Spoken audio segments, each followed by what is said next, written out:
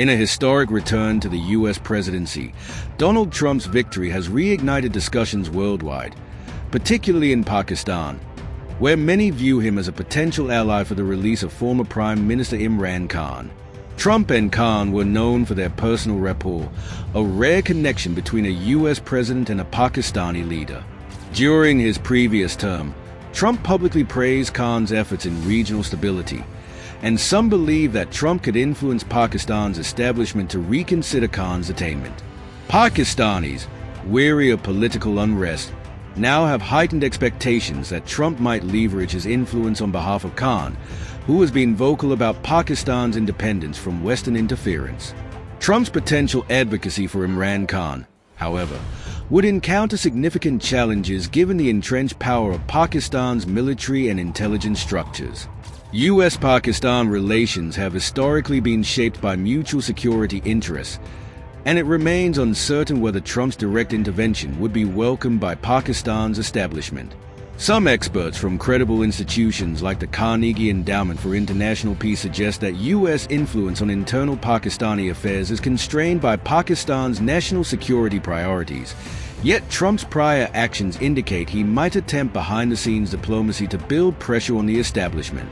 In international affairs, Trump has often criticized endless wars, and his re-election sparked speculation about how he might address ongoing conflicts in Gaza and Ukraine.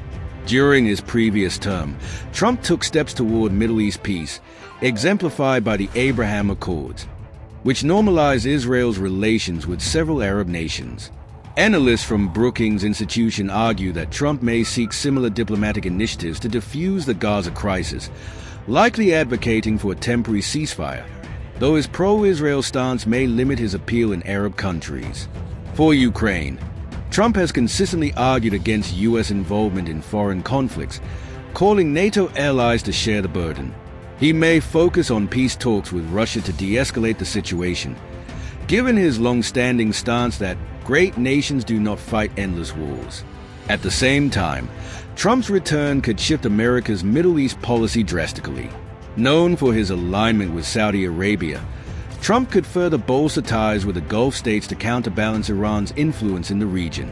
However, his approach to Iran and Israel's regional concerns might focus more on diplomatic containment rather than military action. According to a report by Foreign Policy, Trump may prioritize economic sanctions and diplomatic isolation to counter Iran's aggression, while encouraging allies to invest in self-defense. Domestically, Trump's return promises a continuation of his America First policy, aimed at economic revitalization and conservative social reforms. His previous tenure saw significant deregulation and tax cuts aimed at boosting American businesses, and he is expected to introduce similar measures to stimulate the economy amid post-pandemic challenges.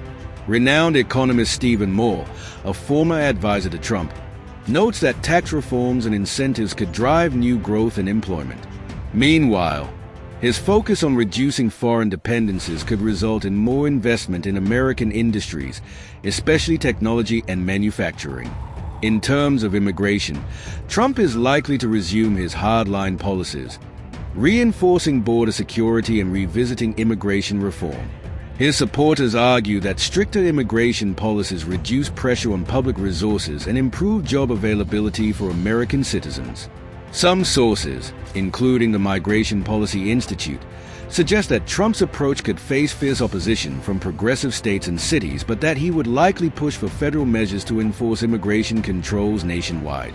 Trump's stance on cultural issues, such as free speech and education, will also likely be emphasized, particularly in what he considers a battle against woke ideology in America's institutions.